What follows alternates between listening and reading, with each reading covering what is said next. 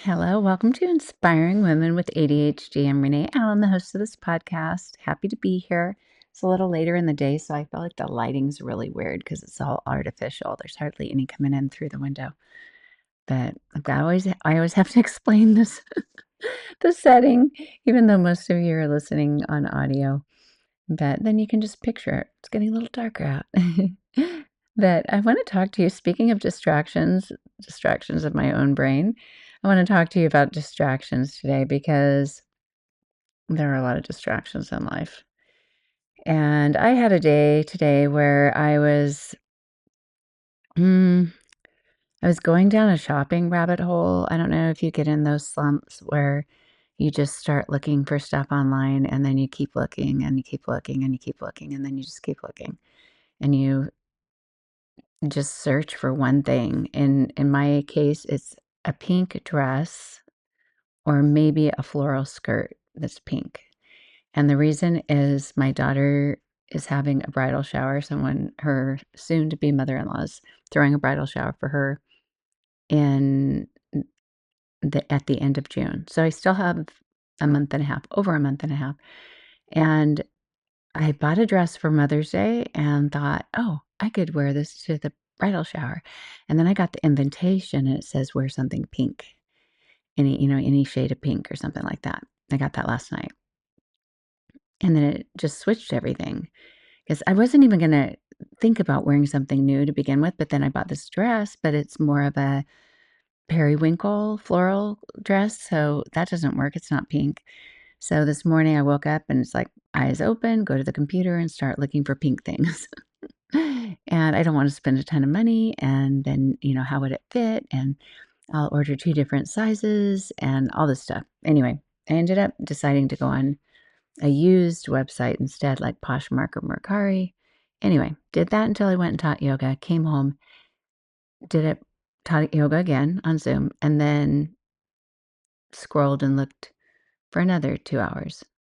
And I found a dress, but I want to make sure the wet measurements were right first because I'm buying it used and I can't return it. So anyway, it's dumb. Will it even fit? I don't know. But that was the rabbit hole I went down, and it took up at least 3 hours of my day today. Not my favorite thing to do, but it's happened before. I think I mentioned the cowboy hat shirt, a search that I had a year or two ago. Um, didn't end up buying a cowboy hat. I finally told myself to drive to Boot Barn and try some on. I didn't like any of them. I didn't even buy one, but we were going to a rodeo, so I thought I needed one. And I went to the rodeo without it. I didn't need it. I didn't need it. But it was this big obsession, and it's what kept me busy. Which, speaking of that, I'm just seeing if the person from Poshmark ever wrote me back. No, she didn't. She sent me an offer. Have you been on Poshmark? Usually, I send somebody an offer, like they list it for whatever price, and then I offer something a little bit lower. But this time she sent me an offer, which is wonderful, but I'm asking a question about another measurement and she hasn't written back. And I don't know if I'm finding the messages in the right place, but I'm gonna try not to go down this rabbit hole because that is a distraction, right? So we see this distraction, can't say that word, and it takes us away from something else that we'd rather be doing, should be doing, could be doing, all those things. And distractions are often come from our computers. It's really easy to get on your computer and just check an email or just decide I have to order light bulbs or whatever it is. And you get super distracted. And then do you come back? I don't know. Do you come back? How do you come back? Well, I have a few tactics. I didn't use very many of them today, but I thought about it afterwards, and I thought some of these episodes are self-driven. Some of them are things that I've learned or researched, but this one is one that I could use as well. And I've done it before, but it's time to implement it again. And if you have something in mind that you want to get done, and sometimes that could be the problem, right? You can't determine what the priority is. And so instead of dealing with that decision and deciding what that priority is, you end up doing something else because you can't make a decision. or you're not sure how to do what you want to do, or you worked on it before and you weren't very successful. And there can be a lot of things that get in the way of you actually working on what you need to get done or focusing on something that's simple. Maybe it's something that you know how to do, like laundry or exercise. And any of these things, I can't even, I just had a little brain glitch. I knew what I was talking about, but sorry about that. I just saw a car drive by. Speaking of a distraction, I gotta close the window or something, and it just took my brain somewhere else. Anyway, distractions come in different forms, and sometimes it's from somebody else. Today, I wanna talk about the ones that are us. So the distractions that are other people, sometimes that can't be helped. You might have, like, a car just drove by. I can't help that, right? That's something that affects me, and I have to get back on track, so I did that.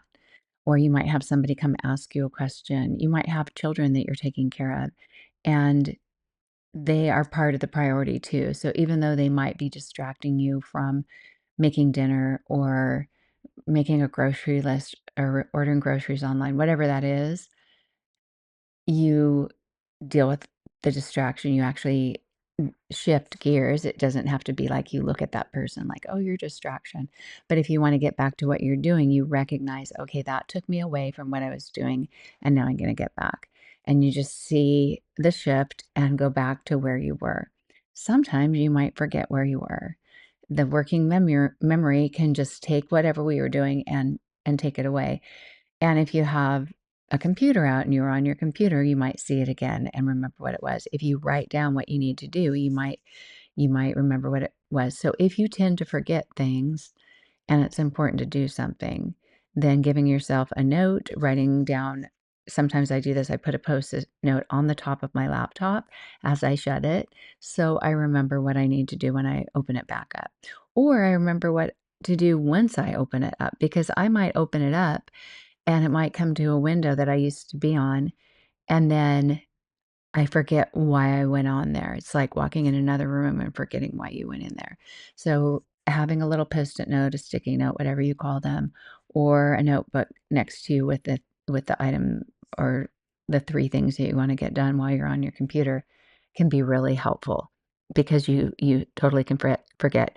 Today, my I got a package in the mail. It was from my daughter for Mother's Day, and she has ADHD too, and she told me, which could happen to anyone, but she ordered something from Etsy, and she accidentally sent it to my old address where I lived 4 years ago, almost 4 years ago in California. Now I'm on the other side of the country. So, I don't know how she remedied that. I don't know if she contacted the seller in time or if she just bought something different.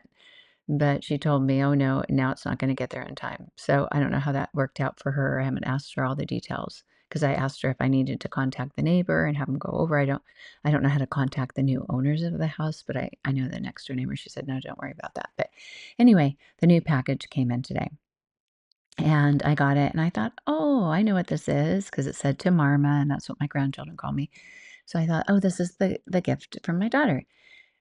So I went to open it up, and it's that kind of package that's, um, it's not a padded envelope, it's not a paper envelope, it's more of that plastic, I guess, but it's stretchy plastic. Do you know what I mean? Like, so if I were just to rip it open, it didn't have the perforated edge near the top, which some of them do, and you can open it like that pretty easily. And then if you want to reuse the envelope, which a lot of times I do, if you want to reuse it, it's all stretched out and weird, and you try to tape it and it's all funky. So I thought, I'll get up and get some scissors. So I got up to get some scissors. Well, an hour and a half, 2 hours later, like, after I went and started looking at the pink dress again on my computer, um, I went in the kitchen to get something to eat, and I saw the package, and I thought, "Oh, that's my package." Like, my memory is so bad that I forgot what she gave me. I remembered that it was a gift from my daughter, but I thought, I forgot what it was, which might sound really weird, but if your memory is if your working memory has such dysfunction as mine has in the past few years, then that is possible. I order things a lot of times, they come in the mail and I don't remember what they are, and so I'm surprised, like and then I go, "Oh, yeah," and I have a memory of it. So I thought it was that kinda thing, not like if I saw it, I wouldn't remember that I'd seen it, but it was just it was gone from my brain. So I thought, "I don't even remember what I opened." And then I went over and looked at the package. I hadn't opened it. I took it over to the other side of the kitchen to get a pair of scissors. I don't know what happened in between that and leaving the kitchen and getting on my computer in my bedroom. Yeah, I really don't. I think I went and sat down at the table and made a phone call. I actually did something important that I had to do with some billing stuff, and after that, I went in my bedroom. Anyway, I don't know how I got distracted from getting the scissors, but then I just thought, 2 hours have gone by. I forgot that I had a package in the mail for my daughter for Mother's Day, and I opened it, and it was great. Anyway, I I don't think you're interested in what I got, but if you are, let me know. Anyway, um, so so yeah, working memory can get in the way. Distractions, our own brains can be our biggest distraction. You can have a lot of outer distractions, and those can be pretty big distractions too, but you can control those. They're all manageable. But you can change your environment, like, if you need to work on something on your computer and where you live, it's too noisy. Like, when I was in college, a lot of people couldn't get themselves to study in their apartment, so they went to the library because it was quiet there. My daughter, when she was in high school, she would go to a coffee shop. She'd meet at Starbucks or something with her friends, and they'd have study groups or just go there with one friend and work quietly together. And I did that a bit after I started teaching yoga. I'd meet other yoga teachers or other people starting their little businesses, and we'd just go and work together. We'd talk for a little bit and then get a lot of work done. And even though we were in an environment where there could be sound and noise and stuff, it wasn't the distractions of responsibility. In your own home, if you're trying to get other things done, you might be distracted by all the other things that need to be done or the people in the home. So if you get away from people that you know or anyone that's not your friend that's also getting work done, then it might be more distracting for you. So you can often remove yourself from an environment or switch your environment or go to a different room, and it might be really helpful. Those are, for me anyway, easier fixes. And especially now that my kids are grown, I don't have little ones to manage. If that were the case, if I have little ones to manage, then of course I have to really plan out when I get things done, either when they're not here or that I can do it while I'm managing them at the same time. And I'm sure you've done that too. But back to your own distractions, I want to simplify this a little bit because there are a lot of directions you can go with this, like your own thoughts that just come up, having ideas or thinking or questioning yourself, like I should do this instead. Hopefully, once you get to work on something, you're not gonna get up and bounce around, but that can happen, especially if things happen like you get hungry and then you go in the other room or you need to go to the bathroom. And so if you can prepare yourself as much as you can in the first place, have a drink ready. I've got my little smoothie right here and make it so the you don't have the need to get up. But if you're trying to get something done where you're moving around, then that might be a little trickier. But for me, if I'm moving around the house and I have an earbud in and the sound from whatever podcast or show or whatever it is I'm listening to, for some reason, that continuity of having that one thing keeps my brain on the same track of what I'm working on instead of my own ideas coming in like, "Oh, I'm in here now. Oh, I'm in here now." Today, I didn't have an earbud in when I was doing all that online shopping. And it might sound like that's not helpful to have somebody else's conversation, like a podcast or a TV show or something on in my head, but it really does stop my own brain from disrupting me. It's a bigger disruptor. But there are times that, you really have to concentrate and you really can't listen to whatever you're listening to in your earbud. So that, can be its own kind of distraction. But what I want to talk about today is not really managing your own thoughts, but managing outer things that can come in through digital devices. So if you need to get something done, but you have your phone near you, or if you're working on your computer, it's very, very easy to open another tab, right? To work on something else or to look up something because you have a question and then get lost in that and away from what you're doing. And and it's also really easy just to let all the things outside of you, like all the people in your life who may be wanting to communicate with you, to let that infiltrate into your day. And it can be a great part of your day. I'm so grateful for digital communication because I moved across the country away from all my friends and relatives I only had one relative on the East Coast when I moved here and zero friends. And I have a lifetime of friends and relatives on the other side of the country. So I'm super grateful to be able to text, email, send audio, what do they call them, voice notes or Marco Polo videos or WhatsApp. There's so many possibilities. I'm super grateful for that, but I could easily do that all day long and I shouldn't. I need to get other things done. So knowing that, I have to come up with a solution of how do I not let that interfere? How do I fit that into my life, but at the same time, not let it keep me from accomplishing what I need to get done? How can I have a day where I'm simplifying distractions, digital distractions, and sometimes it's not just you can silence your phone. My phone's actually pretty much always on silent unless I'm expecting a call from somebody, which doesn't happen very often, but, like, if I'm, calling a doctor's office and they have to call back, I'll turn it on, but that's, like, once a week, if that. Most of the time, I have it off, and if I wear my Apple Watch, which I don't always remember, I'll see if something comes in, but even that kinda bugs me because it can be a distraction, and my brain needs all the help it can get. I don't need distractions. And then, if you're a people pleaser or if you have a lot of people to take care of, there is and when I say take care of, I don't mean like your children that you need to pick up from school. Yeah, you should have your notifications on if your child needs you to and they're sick and the office is trying to call you. If I was if I was in this digital age that I am now and my children were little, I would need to come up with a different system.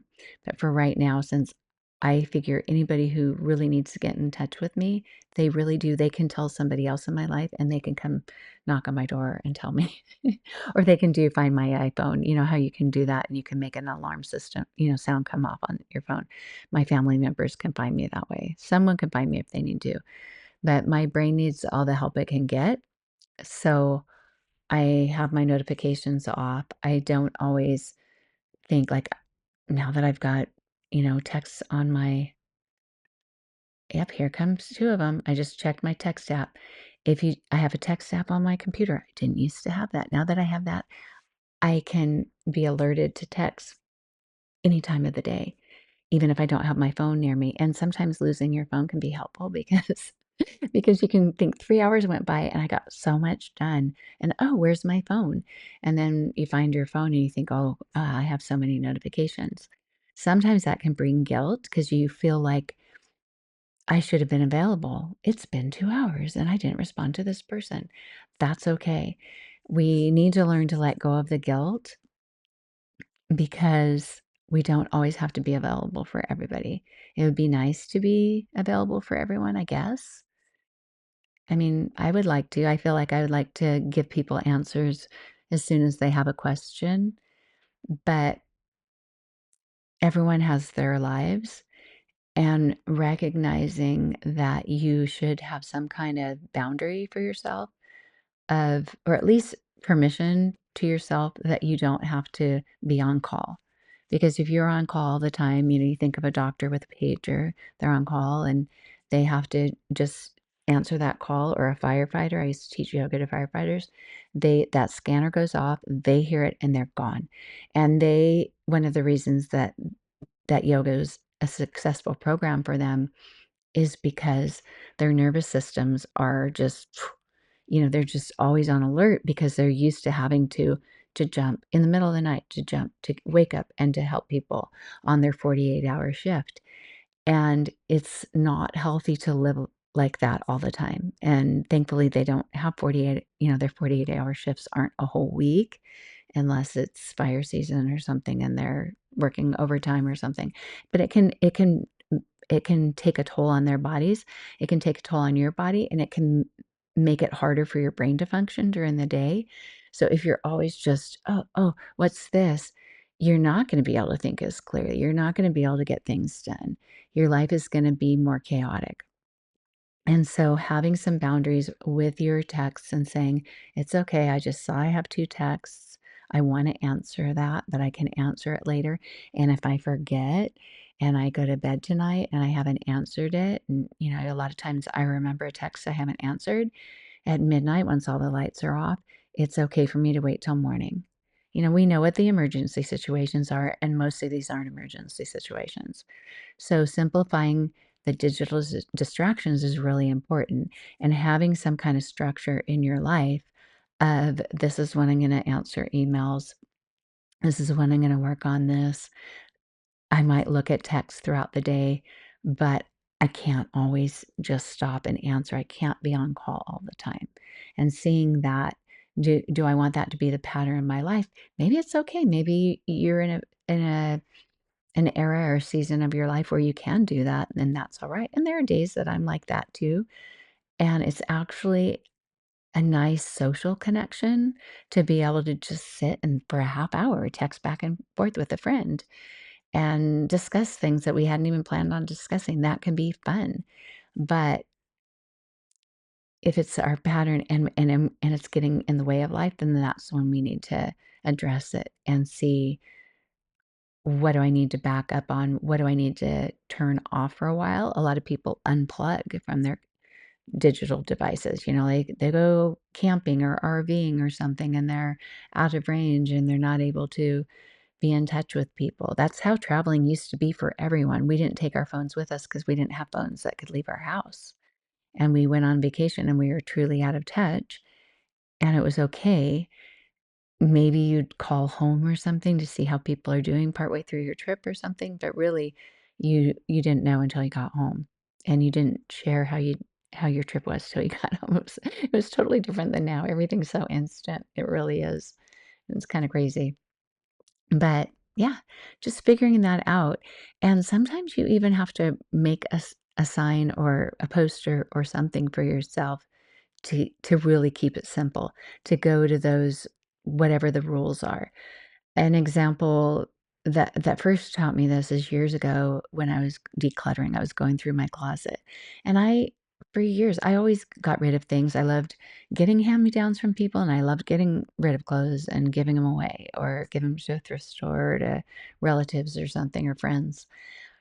And a particular time in college, I was having a hard time making decisions because I'd gone through a lot of weight fluctuations in college where I gain weight, lose weight, but more so gain weight, lose weight. And I held on to clothes that didn't fit that I would hopefully, the whole thing of it was a different mindset of I'm going to fit in these jeans again. I'm going to be able to, fit in these jeans that I couldn't get my legs to fit in anymore or whatever. Um, it wasn't a healthy mindset, but it was how I lived for quite a while of holding on to what like I'm not happy unless I wear these jeans, and so I'm going to hold on to them so I can. I mean, I was happy, but you know what I mean, like happy with my body.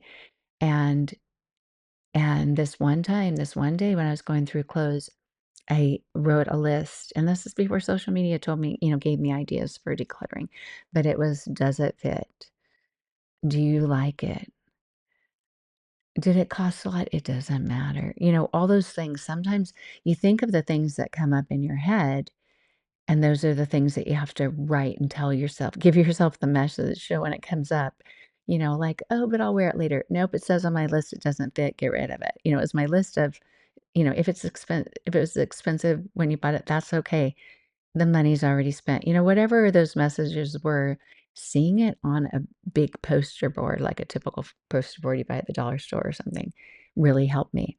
And so I've done that since that sometimes I've had to write on my door, like, don't go to the store, don't get on your computer, don't answer the phone, don't answer a text, don't get on social media, whatever it is, those things, just keep going. Just keep going. And and knowing that you can do those things later can be helpful. And your list may be different than mine. Maybe you do need to answer emails. Maybe that is part of what you need to do. But having a little note right next to your computer that's a little reminder can be helpful because it's just too easy to go off track, and then all of a sudden it's getting dark and you're thinking, another day went by. Do you ever feel like that? Another day went by and I didn't do this. And it's not a good way to feel. And maybe I'm the lone person that has more things in my head of what I need to do than most. But yeah, yeah, you have to think of, who am I filling my day with that I can let go of today? Like, who do I feel like I have to include? The guilty part of me always thinks, "Oh, this feels bad," but I can give myself permission to not think about this person today so I can be more solely focused. I can give myself permission to not think about cleaning today so I can focus on this. I can give myself permission to not focus on whatever it is. What can you let go of? Who can you let go of? Not forever, unless you really need to forget somebody forever, but who you can let go of, what you can let go of, so you have fewer distractions. And even though that may seem like an outer distraction, it's internally driven. Like, that text can come in, but unless you look at your text, you won't see it. So that you can control whether you see it or not. And in doing this, I'm trying to stop myself from apologizing. Like, honestly, when people say to me, "I'm so sorry, it took me so long to text back, or it took me so long to call back, or email back, or whatever it is," and most of the time, I think, "I forgot I even texted you." Like, don't even worry about it. Like, that was a week and a half ago. I just had it in my mind to ask you this question. I didn't really need the answer, or I wanted to tell you this, or, it was more like something that was on my mind then, and it wasn't so imperative that I needed to hear back. With the people, the here and now in my life, we need to hear back more. Like, if I'm gonna watch my grandchildren, I might need to know, does it work for me to pick them up tomorrow? That's something that has more of a time commitment, and there are things like that, right? So it's just distinguishing that. But for the others, I'm trying to not always lead with an apology, to not always feel guilty about things. I know it makes me feel a little awkward when people are just like, "Oh, so sorry." And I'm thinking, it really doesn't matter. Please, like, don't feel like you have to apologize. You're busy. I respect that. And what you have to do, that's okay. I don't need to be the priority here. And I think that we need to see that for ourselves too, that we don't have to always prioritize other people and then have that get in the way of what can make our life better, more together, help us make money, whatever it is that we need to do, help us take care of our home, our surroundings. There's so much. There's so much. I'm starting to feel like, I mean, we have a big, big, big, big yard. I mean, I don't even think I can call it a yard. We have 5 acres. I don't have to take care of all of it, but I'm starting to feel like, that condo life that people say when you sell your house and live in a condo, you don't have to manage anything. And yeah, there's a lot to manage. There's not enough hours in the day to manage it all. I either have to pay people or scale down, I think. And I feel blessed for having the option for sure, but and I'm sure we won't move to a condo anytime soon, but that thought has crossed my mind. My husband works with a lot of tools and fixes cars and things, so condo life isn't really workable. When we first got married, we lived in LA, Glendale, Pasadena, if any of you live down there, and we lived in an apartment in Glendale and Pasadena, and I don't know how he worked on cars, but he did, like, in the garage underground, but it wasn't like here. It's like here he's painting cars and has a lot of tools. Then it was the tools were in our apartment, and sometimes they were out there. But the longer you live, you acquire more and your hobbies and or what you need to make money, it all grows and grows and grows. But it's a lot to manage, yeah.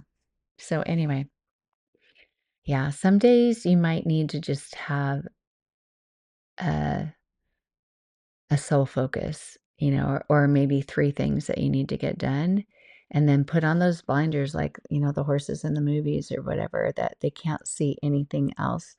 And sometimes when you do see the other things, then instead of having the blinders on so you don't see the other things, you have your little list that tells you the only things you're supposed to see, which means let go of the other things. So anything isn't those 3 things or those 2 things or that one thing, those things can just wait.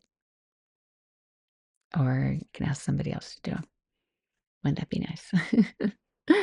Anyway, I think this is gonna be it for today.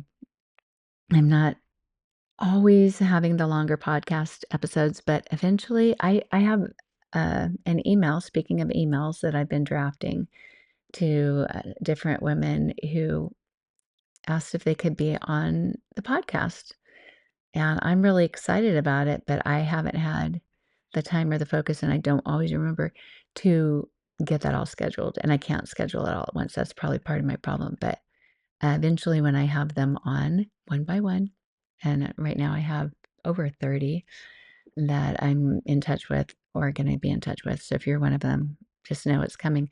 But eventually I'm going to have some more guests on the show. I've only had a few, very, very few, and not even any this year. And it'll be exciting, and they'll probably be longer episodes. Not that you're asking, but just if you're curious why it's not consistent. Sometimes my topic is more 20 minutes, 30 minutes, 40 minutes. Sometimes it's an hour, and I enjoy it all. I hope you do too. You fit in what we can fit in, huh? And don't fill it with fluff if I don't have anything more to say. The funny thing is, though, is whenever I finish, about an hour later, I think of something else. In fact, the episode that I recorded earlier, the last one about appreciating yourself and thinking of the things that you did that were fantastic or that you do that are great, giving yourself credit for what you do.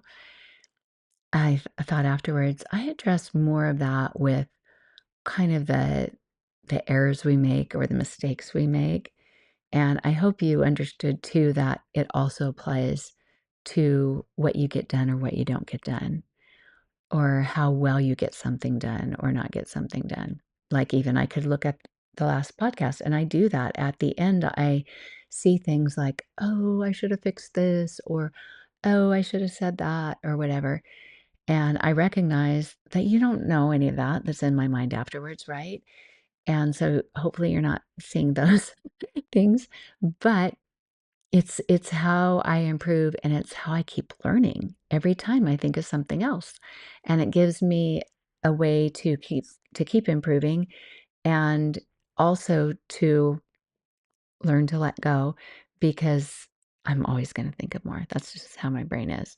And so just appreciating that, even back to last episode, that and tying it in with this one really, that if you aren't able to fully focus one day, but you focused on quite a bit and you weren't able to let go of all the distractions that came up in your mind, but you did way better than you did last week, that's an improvement. Or even the fact that you tried, or even the fact that you got set up for it.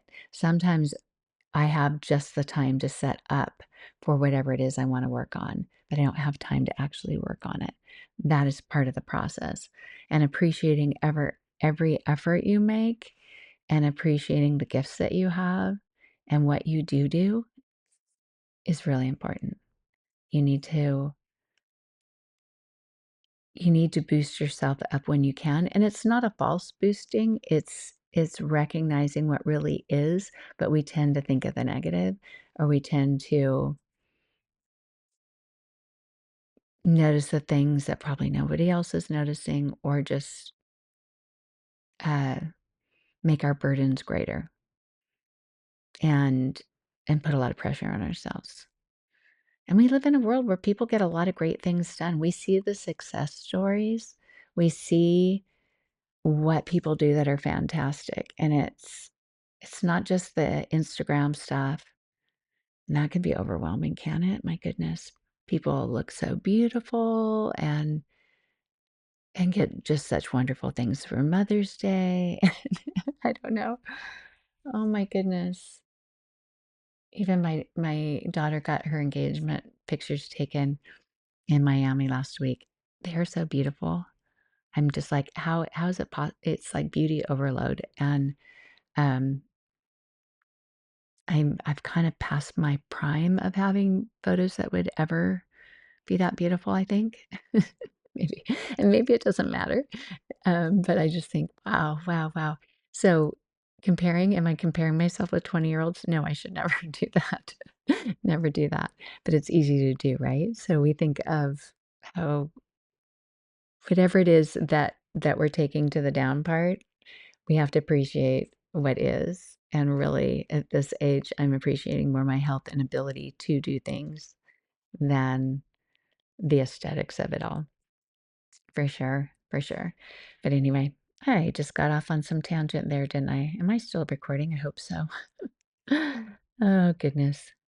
So, yeah, simplify your distractions or reduce your distractions, but especially just the digital ones. Think of how you can do that. Sometimes I've taken apps off of my phone just to make it so I don't pull them up because I can do that. Like, oh, I'm just sitting here, I'll pull up Reddit. Oh, I'm just sitting here, I'll pull up. And honestly, I've gotten bored with a lot of them. They're getting monotonous, but I do like to stay in touch with some people, and Facebook seems to be the way that I see the most old friends, but I really see like 3 or 4 people and then I get off. So, but that's 3 or 4 people, so I do love that. But anyway, okay, I'm gonna let you go. Thank you for being here. Thank you for listening. Share my podcast with a friend. If you think of anybody who might enjoy listening to this podcast, share it with 1 or 2 friends or 3 or 4. I don't care. I don't have a preference. And if you haven't left a review, leave a 5-star review. I would appreciate it. I don't have that many reviews, but 1 4-star can make a difference at making it look not as good as a 5-star rating. And the more reviews you have, the lower ratings don't make as big of an impact. Does that make sense? But what's funny is every once in a while, somebody will leave a 0 or 1-star rating, and then have you ever seen this, like, on a review? Because 'Cause I'll click on both. If I go to buy clothes or something, I'll think, "Well, what did the 1-star people say?" And sometimes they'll just say, "Oh, it arrived broken," or something like on Amazon. I think, "Oh, okay, that doesn't count."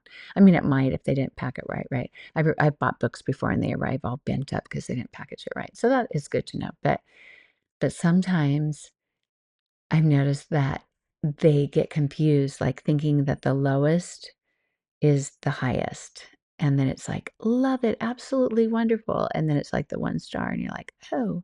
But somebody told me that people do that so people will see their rating because then it's the bottom. I shouldn't give you ideas. Just give me a 5-star rating if you can, and that would be great. That'd be super great. But I guess that's it for now. But thank you for being here, and I will be back. Bye. Help other women find the show. Rate, review, share with someone you know. Help other women find my show. Rate, review, share with someone you know. Hurry before you forget.